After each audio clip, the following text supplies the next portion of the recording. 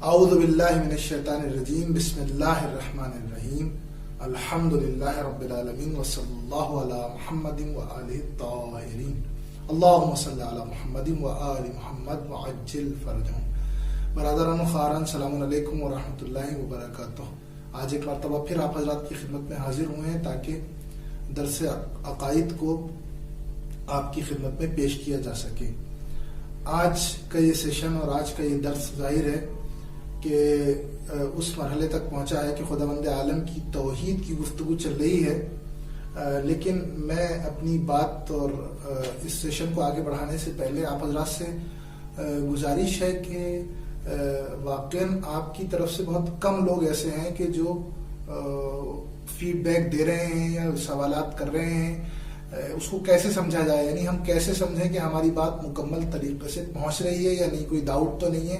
صرف 2 سے 4 لوگ ایسے ہیں کہ جو کوشچن کرتے ہیں، پرسنل پہ بھی کوشچن کرتے ہیں یا گروپ پہ کوشچن کر لیتے ہیں، اور الحمدللہ کچھ لوگ ایسے بھی ہیں کہ جو درس کی سمری اور خلاصہ اور اس کی سمری ہمیں بھیج رہے ہیں، مستقل بھیج رہے ہیں، تو ان کے ہم بہت بہت شکر گزار ہیں، اور ان کے سبھی کے لیے دعا گو ہیں پروردگار عالم سے نیک توفیقات کے لیے، خصوصاً ان حضرات کے لیے کہ جو یہ اتنی زحمت فرما رہے ہیں اور علم حاصل کرنے میں ماشاءاللہ کوشاں ہیں۔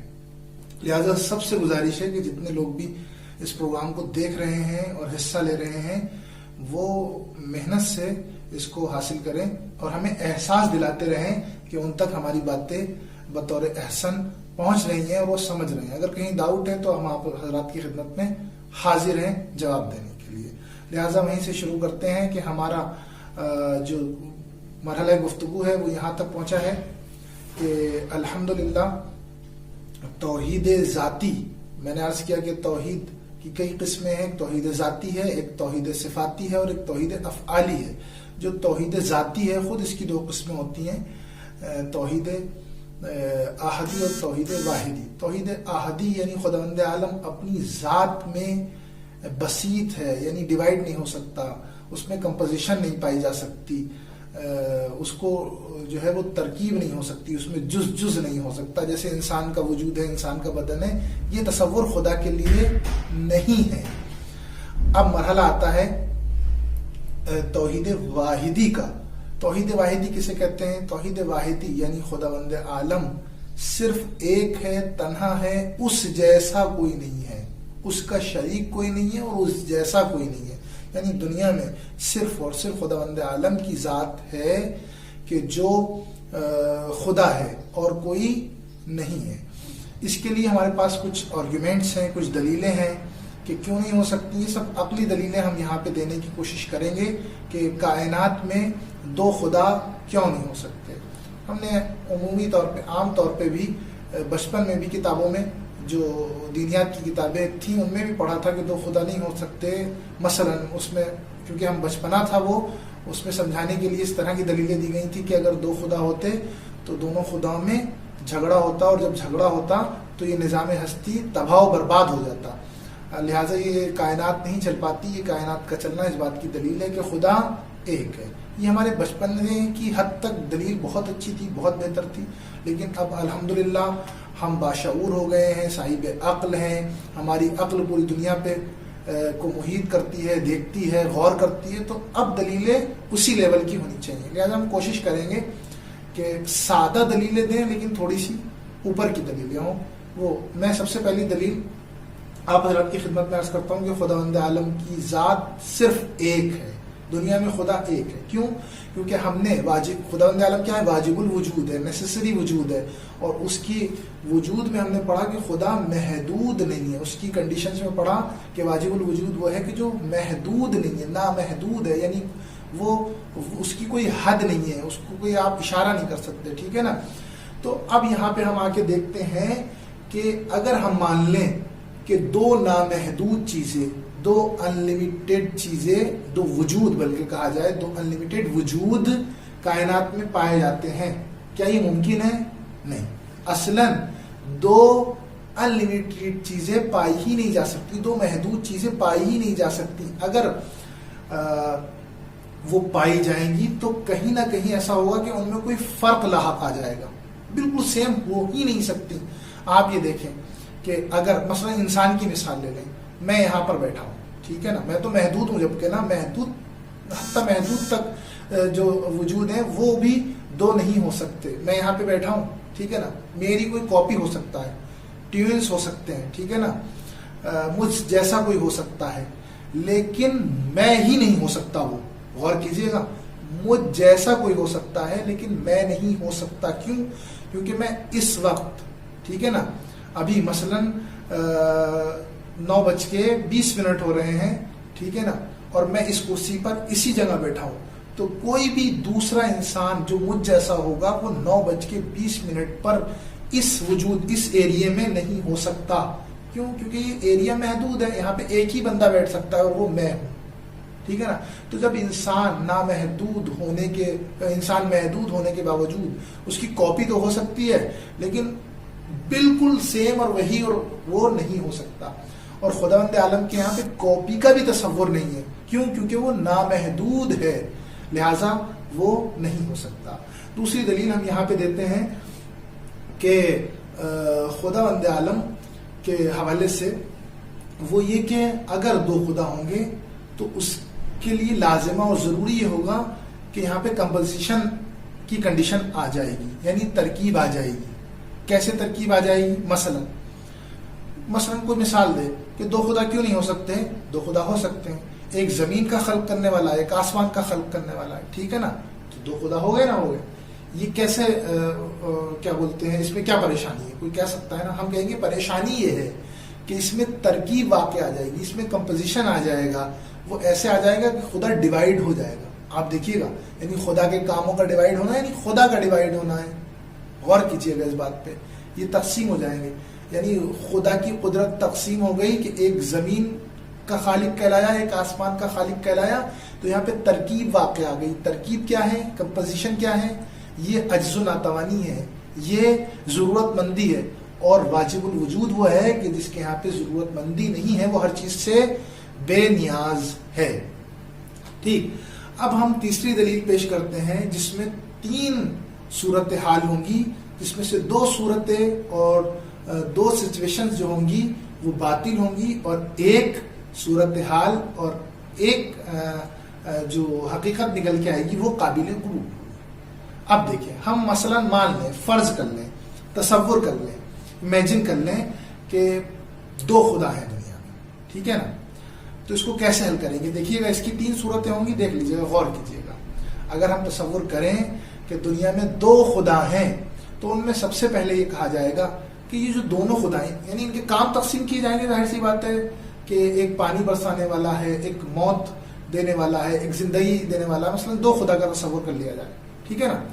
تو ان میں خرابی یہ آئے گی، اس میں مشکل یہ آئے گی کہ ہمیں ماننا پڑے گا کہ یہ دونوں کے دونوں جو خدا ہیں وہ ایک دوسرے کے کام میں دخالت نہیں رکھتے ہیں، کیونکہ ہم نے مانا کہ ایک خدا مثلا موت دینے والا ہے، ایک خدا زندگی دینے والا ہے۔ تو یہ دونوں کے دونوں خدا ایسے ہیں جو ایک دوسرے کے کام میں دخل نہیں دے سکتے۔ اگر دخل دیں گے، ٹھیک ہے، تو کیا ہوگا؟ کام خراب ہو جائے گا، اور دخل نہیں دیتے ہیں تو دوسری طرف سے کام خراب ہوگا، وہ کام اس طرح سے خراب ہو جائے گا، سسٹم بالکل بگڑ جائے گا۔ یہ ماننا پڑے گا ہمیں کہ جو زندگی دینے والا خدا ہے وہ موت نہیں دے سکتا، اور جو موت دینے والا خدا ہے وہ زندگی نہیں دے سکتا۔ تو یہاں پر ہمیں دونوں کے دونوں خدا مجبور نظر آئے۔ دیکھ رہے ہیں آپ بھائی، ایک خدا جو زندگی دے رہا ہے وہ موت دینے کے معاملے میں مجبور نظر آیا، ناتوان نظر آیا، ٹھیک ہے نا، اور جو موت دے رہا ہے خدا، وہ دوسرا خدا، وہ زندگی دینے میں ناتوان نظر آتا ہے، مجبور نظر آتا ہے۔ تو جہاں پر ناتوانی پائی جائے، جہاں پر مجبوری پائی جائے، جہاں پہ عجز پایا جائے، جہاں پہ یعنی انسان بے اختیار پایا جائے، ٹھیک ہے نا، پاور لیس پایا جائے انسان، تو وہاں پر وہ خدا نہیں ہو سکتا، کیونکہ خداوند عالم کی صفت یہ ہے، خدا وہ ہوگا کہ جو کسی کا مجبور نہیں ہوگا، جو کسی کا ضرورت مند نہیں ہوگا۔ اگر آپ نے واجب الوجود کی کنڈیشنز پڑھی ہیں، وہ ہر جگہ پہ اپلائی ہوتی رہیں گی، اس کو فراموش نہ کیجیے گا، اپنے ذہن میں رکھیے گا، ٹھیک ہے نا۔ تو یہ ایک صورت یہ ہوئی کہ دونوں کے دونوں مجبور خدا ہیں، جو مجبور ہوں وہ خدا نہیں ہو سکتے، بس یہ دونوں کے دونوں خدا نہیں ہوئے۔ دوسری صورتحال یہ ہوگی کہ نہیں، دونوں کے دونوں خدا کیا ہیں، برتری رکھتے ہیں ایک دوسرے پہ، غالب ہو جاتے ہیں ایک دوسرے پہ، کامیاب ہو جاتے ہیں ایک دوسرے پہ.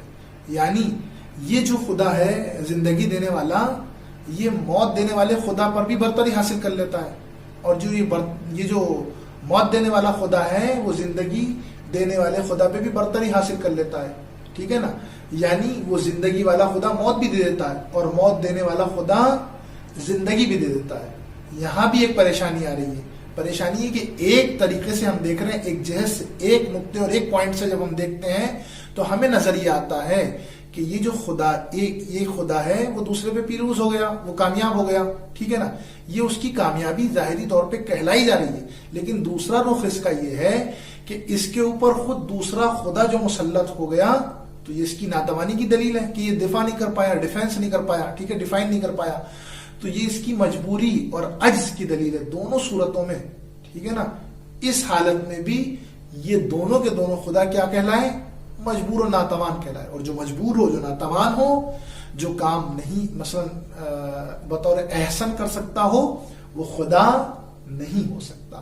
اور تیسری اور آخری اور بہترین حالت جو صورت ہے وہ یہ ہے کہ ان میں سے ایک خدا ایسا ہے کہ جو ہر جگہ پہ کامیاب ہے، ہر کام کرتا ہے، دوسرے پہ غالب ہو جاتا ہے. اور جو دوسری طرف خدا ہے، ٹھیک ہے نا، وہ لاچار ہے، مجبور ہے، ناتوان ہے، خود اس کے لیے موت ہے، وہ اس کے کاموں میں دخل اندازی نہیں کر سکتا.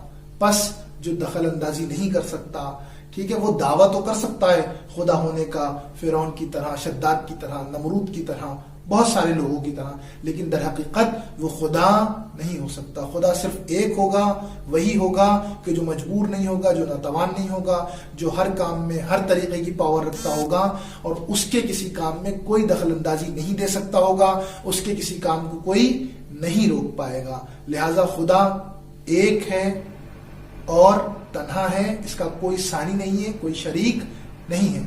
آج انشاءاللہ یہیں تک اکتفا کرتے ہیں، اور والسلام علیکم ورحمۃ اللہ وبرکاتہ. بسم اللہ الرحمن الرحیم.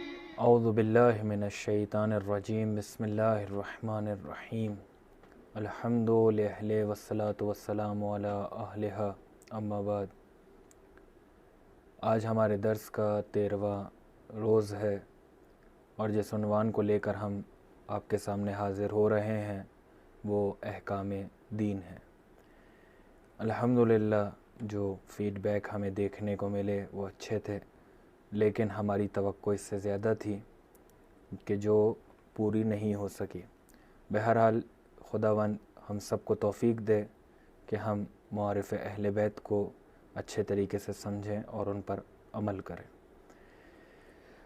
ہمارا درس 12ویں روز جس مقام پہ پہنچا تھا وہ غسل تھا، اور ہم نے غسل کے سلسلے میں آپ کے سامنے کچھ باتوں کو عرض کیا. اس میں ہم نے غسل کو پہلے تقسیم کیا تھا 2 حصوں میں، غسل واجب اور مستحب. اس کے بعد واجب غسل کی ہم نے جو تعداد تھی وہ آپ کے سامنے عرض کی تھی. پھر اس کے بعد غسل کو دوبارہ ہم نے 2 حصوں میں کہ غسل کس طریقے سے کیا جا سکتا ہے 2 حصوں میں تقسیم کیا تھا، ترتیبی و ارتماسی. پھر ہم نے ترتیبی کی شرائط بیان کی تھیں اور ارتماسی کی شرائط بیان کی تھی کہ ترتیبی میں وہ چیزیں کہ جو ضروری ہیں، اور ارتماسی میں، غسل ارتماسی میں وہ چیزیں جو ضروری ہیں وہ کیا کیا ہیں. اس کے بعد جو چیز ہماری آخری اس درس کے متعلق بچی ہے وہ شرائط غسل ہیں. جیسا کہ ہم نے وضو، جس وقت ہم وضو کے بارے میں بیان کر رہے تھے تو وضو کے لیے بھی ہم نے کچھ شرائط بیان کی تھیں. بالکل ویسی ہی شرائط اور ویسی ہی صورتحال یہاں پہ بھی ہمارے سامنے ہے. وہی شرطیں ہیں بالکل ایک جیسی، بس آخری شرط میں تھوڑا سا فرق ہمیں نظر آتا ہے. شرائط غسل، سب سے پہلی جو شرط غسل ہے وہ پانی ہے. یعنی کیا؟ یعنی یہ کہ پانی جو ہو جس سے آپ غسل کر رہے ہیں وہ پاک ہو، مطلق ہو اور مباح ہو. پاک، مطلق، مباح کے لیے ہم نے عرض کر دیا کہ پاک پانی، مطلق پانی اور مباح پانی کیسا ہوتا ہے اور کس طریقے سے एक पानी को मुतलक और मुबाह कहा जा सकता है।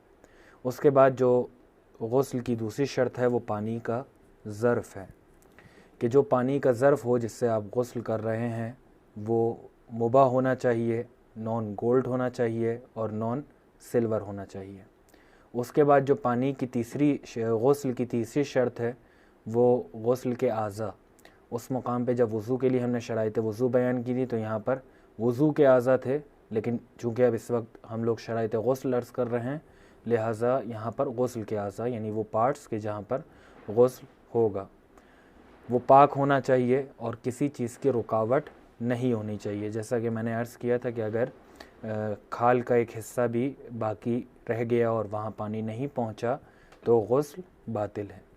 चौथी शर्त वो शख्स जो गुस्ल करे उसके लिए है कि वो जो शख्स गुस्ल कर रहा है वो कैसा होना चाहिए। अव्वल चीज़ ये है कि वो क़स्द क़ुरबत करे, उसकी नीयत क़स्द क़ुरबत की हो, और फिर उसके बाद वो ख़ुद गुस्ल करे, यानी उससे कोई और गुस्ल ना करवाए। अगर वो सालिम है तो उसको ख़ुद गुस्ल करना है। आखिरी चीज़ जो वज़ू में भी थी, शराइत वज़ू में भी थी, इसमें भी है, ख़ुद अमल वज़ू है कि अमल वज़ू किस तरीके से है, यानी ये पूरा जो है अमल गुस्ल ये किस तरीके से अंजाम दिया जाए। पहली चीज़ उसमें तरतीब है, यानी जैसा कि अर्ज़ किया गया था गुज़िश्ता दर्स में कि सबसे पहले सर को धोना, उसके बाद सीधे हाथ के दाएं हाथ के हिस्से को धोना आगे के, फिर पीछे के हिस्से को धोना, फिर उल्टे हाथ के आगे के हिस्से को धोना, फिर पीछे को धोना। ऐसा नहीं होना चाहिए कि कोई इंसान सर को धोने के बाद उल्टे हाथ को धोना शुरू कर दे, यानी उल्टे हाथ के हिस्से पे पानी डालना शुरू कर दे। अगर ऐसा होगा तो गुस्ल बातिल है। तरतीब ज़रूरी है, शर्त है।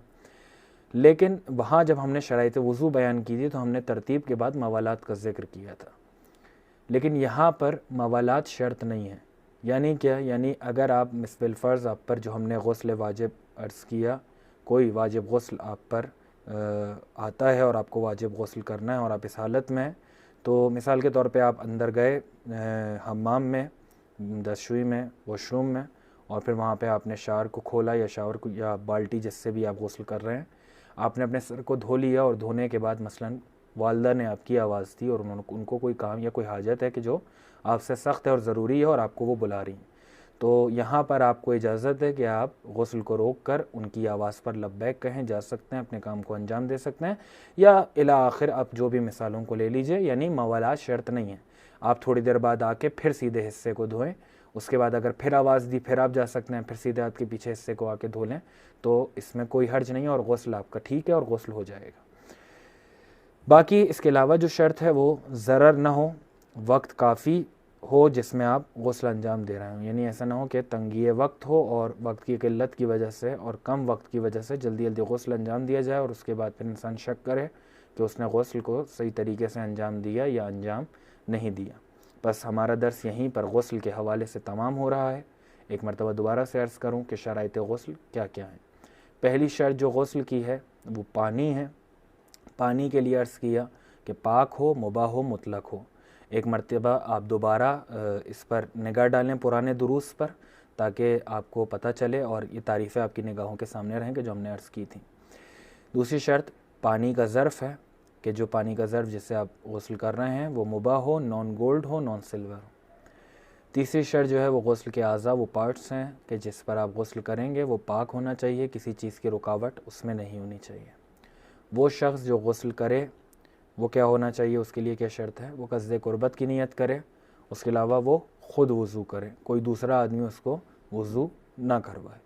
आखिरी शर्त और पांचवी शर्त वो अमल वज़ू है, ख़ुद वज़ू से मुताल्लिक़ है कि वज़ू में क्या क्या चीज़ें शर्त हैं। तरतीब शर्त है गुस्ल में, माज़रत बार बार मैं वज़ू अर्ज़ कर रहा हूँ, यानी मुँह से मेरे वज़ू निकल रहा है। अमल गुस्ल उसमें तरतीब है और क्या नाम है, मवालात शर्त नहीं है। उसके अलावा ज़रर ना हो, वक्त काफ़ी में अंजाम दिया जाए। जब ये आपके सामने चलेगा आपकी स्क्रीन पे तो इसमें जो आखिरी लफ्ज़ है अमल वज़ू लिखा हुआ है, उसकी आप ख़ुद इस्लाह कर लीजिएगा अपने जब आप इसको लिखें और एक चार्ट बनाएं तो वहाँ पे इसको सही कर लीजिएगा। ये अमल गुस्ल है, अमल वज़ू नहीं है आखिर में, क्योंकि शराइत वज़ू में हमने वज़ू के लिए अर्ज़ कर दिया था। यहाँ पर एक छोटी सी गलती हुई है, इसको आप लोग ख़ुद से अपने नोटबुक पे ठीक कर सकते हैं। तो ये आज हमारा जो है वो 13वें रोज़ गुस्ल तक हमारी बात तमाम हुई اور مزید تفصیلات کے جو اس متعلق ہوں اور سوالات و ابہامات جو آپ کے سامنے ہوں اور آپ اس کے سامنے درپیش ہوں ان معاملات کے، تو واٹس ایپ گروپ پہ ہم آپ کے خدمت میں حاضر ہیں اور وہاں پر ہم مفصل بھی بات کر سکتے ہیں۔ اس کے علاوہ جو طلاب روز صحیح کر رہے ہیں، کوشش کر رہے ہیں، آگے بڑھ رہے ہیں، خود جا کر مسائل کو تحقیق کر رہے ہیں اور اس کے بعد پھر PDF کے طور پہ ایک جزوہ اور ایک پیپرز تیار کر رہے ہیں، وہ لائق ستائش ہیں، اور ہم نے جو ہے گروپ پہ بھی ان کے لیے تعریف کی سجاد صاحب کے لیے۔ اسی طریقے سے سجاد صاحب کی طرح کافی ایسے طلاب ہیں جو یقیناً امید کرتا ہوں کہ یہ کام کر رہے ہوں گے اور کرنا بھی چاہیے، تاکہ بعد میں جو ہے وہ آپ لوگوں کے یہ کام آ سکے۔ میرے خیال سے ہمارے پاس 1 منٹ باقی ہے۔ اچھا ابھی وقت ہے اچھا خاصا ہمارے پاس، ٹھیک ہے۔ تو ہم لوگ جو ہے وہ اب جس چیز پر بات کریں گے وہ نماز کی باقی شرطیں ہیں۔ اعوذ باللہ من الشیطان الرجیم، بسم اللہ الرحمن الرحیم۔ نماز کی باقی شرطیں ہم نے جب نماز کے لیے بات کی تھی آپ کے سامنے اوائل دروس میں، یعنی شروع کے دروس میں، تو ہم نے عرض کیا تھا کہ جو چیزیں نماز کے لیے ضروری ہوتی ہیں، وہ چیزیں جو نماز کے لیے ضروری ہوتی ہیں، اس میں ہم نے پہلی چیز عرض کی تھی آپ کے سامنے کہ بدن و لباس کا پاک ہونا، یعنی پہلی جو شرط ہے، جو ضروری چیز ہے نماز کے لیے، وہ بدن و لباس کا پاک ہونا ہے۔ دوسری جو چیز ہے وہ وضو یا تیمم ہے۔ تیسری جو چیز ہے وہ غسل یا تیمم ہے۔ ایک مرتبہ دوبارہ ریپیٹ کر رہا ہوں تاکہ یہ آپ کے ذہن میں آ جائے، کیونکہ اب جو ہمیں بات کرنی ہے وہ انہی شرائط پر بات کرنی ہے۔ ان میں سے 3 چیزوں پر ہم بات کر چکے ہیں۔ پہلی چیز بدن و لباس کا پاک ہونا، دوسری چیز وضو یا تیمم، تیسری چیز غسل یا تیمم ہے، چوتھی چیز قبلہ ہے، اس کے بعد 5ویں چیز لباس کی مقدار ہے، چھٹی چیز نماز کے لباس کی شرطیں ہیں، 7ویں چیز نماز کے مکان کی شرطیں ہیں، 8ویں چیز نماز کا وقت ہے۔ تو یہ ہم نے شروع میں جب درس شروع کیا تھا ہم نے اس وقت آپ کے سامنے عرض کیا تھا۔ انشاءاللہ ہم اس پر اب کچھ دن آئندہ آنے والے دنوں میں بات کریں گے اور جہاں تک ہم پہنچ سکے وہاں تک ہم پہنچیں گے انشاءاللہ۔ تو ان میں سے 3 چیزیں جو ہیں وہ عرض ہو چکی ہیں اور ہم لوگ اس پر بات کر چکے۔ پہلی چیز بدن و لباس کا پاک ہونا ہے، دوسرا وضو یا تیمم ہے جس کے لیے ہم نے گزشتہ درس میں آپ نے سنا اور ہم نے عرض کیا۔ تیسری چیز غسل یا تیمم ہے کہ جس کے لیے بھی ہم نے آج ابھی تمام کیا ہے اس درس کو، اور جو چیزیں مفصل بچی ہیں وہ انشاءاللہ آپ لوگ خود آگے جا کر تحقیق کر کے اس کو سمجھ سکتے ہیں، یا علماء سے سوال کر کے، یا جو لوگ اس چیز میں متخصص ہیں اور ماہر ہیں ان سے سوال کر کے آپ مزید اس چیز کو جان سکتے ہیں۔ چوتھی چیز جس پر ہمیں آج بات کرنی ہے وہ قبلہ ہے، کہ نماز کے لیے وہ چیزیں جو ضروری ہیں اس میں چوتھی چیز کیا ہے؟ قبلہ ہے۔ سب سے پہلا سوال یہ ہوتا ہے کہ قبلہ کس چیز کو، یعنی قبلہ ہے کیا؟ قبلہ کس چیز کو کہتے ہیں؟ قبلہ اس جگہ کو کہا جاتا ہے جس کی طرف روک کر کے نماز پڑھنا واجب ہے۔ تو قبلہ کیا ہوا؟ وہ جگہ کہ جس طرف روک کر کے انسان کا نماز پڑھنا واجب ہے، یعنی خانہ کعبہ جو مکہ سعودی عرب میں واقع ہے، ہر مسلمان پر واجب ہے کہ خانہ کعبہ کی طرف رک کر کے وہ کیا کرے؟ نماز پڑھے، اور اس پر اسی طرف یعنی جہاں پہ قبلہ ہے اسی طرف نماز پڑھنا اس شخص پر، چاہے وہ مرد ہو یا عورت ہو، اس پر واجب ہے۔ ایسا نہیں ہو سکتا کہ قبلہ آپ کے سیدھی طرف ہو اور آپ الٹی طرف نماز پڑھ رہے ہوں، یا بیت المقدس کی طرف نماز پڑھ رہے ہوں، یا کسی اور مقام پہ نماز پڑھ رہے ہوں۔ نہیں، ہر مسلمان پر یہ واجب ہے کہ قبلہ یعنی خانہ کعبہ جو مکہ سعودی عرب میں واقع ہے اسی کی طرف اپنے روک کر کے اس کو نماز پڑھنی ہوگی۔ اگر کسی اور طرف وہ نماز پڑھتا ہے تو اس کی نماز کیا ہے؟ وہ باطل ہے۔ اب یہاں پر ایک چیز آتی ہے کہ کس حد تک قبلے کی طرف رخ ہونا ضروری ہے۔ تو کس حد تک ہم رخ کریں قبلے کی طرف تو ہماری نماز جو ہے وہ صحیح ہو سکتی ہے۔ کھڑے ہوتے ہوئے اور بیٹھتے وقت کچھ شرط چیزیں ہیں کہ ان حالتوں میں آپ کا جو ہے وہ رخ جو ہو وہ قبلوں کی طرف ہونا چاہیے۔ بس سوال کیا ہے؟ سوال یہ ہے کہ کس حد تک قبلے کی طرف رخ ہونا ضروری ہے۔ کھڑے ہوتے ہوئے اور بیٹھتے وقت 3 باتیں ہیں، ان 3 چیزوں پر غور کرنا ضروری ہے، اور یہ 3 چیزیں جو ہم عرض کریں گے ان کا قبلہ رخ ہونا ضروری ہے۔ آپ کا سینہ اور پیٹ قبلے کی طرف ہو، پہلی چیز، یعنی آپ کا سینہ اور پیٹ جو ہو وہ قبلے کی طرف ہو۔ دوسرا، آپ کا جو چہرہ ہے وہ زیادہ ترچھا نہ ہو، یعنی قبلہ یوں ہے، سیدھا ہے بالکل، اور آپ یوں کر کے ٹیڑھا کر کے، یعنی آپ کا سینہ اور پیٹ تو قبلے کی طرف ہے لیکن آپ نے چہرے کو اپنے گھمایا ہوا ہے. زیادہ ترچھا نہیں ہونا چاہیے. آپ قبلے کی طرف دیکھیں یا اگر تھوڑا سا چہرہ ادھر ادھر ہو تو اشکال نہیں ہے، لیکن پورے چہرے کو گھما لیا جائے تو پھر نماز جو ہے وہ صحیح نہیں ہے. تیسری چیز یہ احتیاط مستحب کے بنا پر ہے کہ پیر کی جو انگلیاں، جب آپ قیام کے لیے کھڑے ہو رہے ہیں تو آپ کے جو پیر کی انگلیاں ہیں وہ بھی کیا ہوں، وہ قبلے کی طرف ہونی چاہیے. بس قبلہ جو چوتھی شرط ہے نماز کے لیے جس چیز کا ہونا ضروری ہے وہ قبلہ ہے. قبلہ اس جگہ کو کہا جاتا ہے کہ جس کی طرف رخ کر کے ہر مسلمان کا نماز پڑھنا واجب ہے. قبلہ کہاں واقع ہے؟ سعودی عرب میں، مکہ میں. کس حد تک قبلے کی طرف رخ ہونا ضروری ہے؟ عرض کیا کھڑے ہوتے ہوئے اور بیٹھتے وقت 3 چیزوں پر غور کرنا ضروری ہے. پہلی چیز آپ کا جو سینہ ہے اور آپ کا جو پیٹ ہے وہ قبلے کی طرف ہو. دوسری چیز جو ہے وہ چہرہ جو ہو وہ زیادہ ترچھا نہ ہو، یعنی آپ کا چہرہ اس طریقے سے یا اس طریقے سے گھوما ہوا نہ ہو، بلکہ بالکل آپ کا چہرہ سیدھا ہونا چاہیے، یا اگر تھوڑا سا ادھر ادھر ہو تب بھی نماز ٹھیک ہے آپ کی، لیکن زیادہ چہرے کا ترچھا ہونا ٹھیک نہیں ہے. تیسری چیز یہ احتیاط مستحب کے بنا پر ہے کہ پیر کی انگلیاں جو ہوں وہ بھی قبلے کی طرف ہونی چاہیے. تو لہٰذا یہ ان چیزوں پر ہمیں غور کرنا چاہیے اور ان چیزوں کا ہم چارٹ بنائیں، اپنی کتابوں میں لکھیں، اور اس پر جو ہے وہ جو سوالات آپ کے ذہنوں میں ان سوالات کو ہم پوچھیں. اور اس کے علاوہ ہم خود بھی علماء مراجعین کی توضیح المسائل کھول کے جس حد تک ہم سے مسئلہ سمجھ میں آ سکتا ہے اس حد تک ہم مسئلے کو سمجھیں، کیونکہ ہر ایک مسئلے میں بہت باتیں ہیں جو مراجعین نے کی ہیں، علماء نے کی ہیں.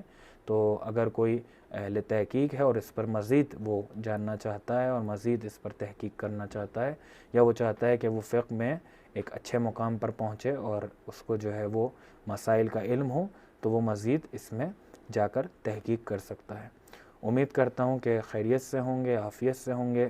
ہمیں اپنی دعاؤں میں یاد رکھیے. والسلام علیکم ورحمۃ اللہ وبرکاتہ.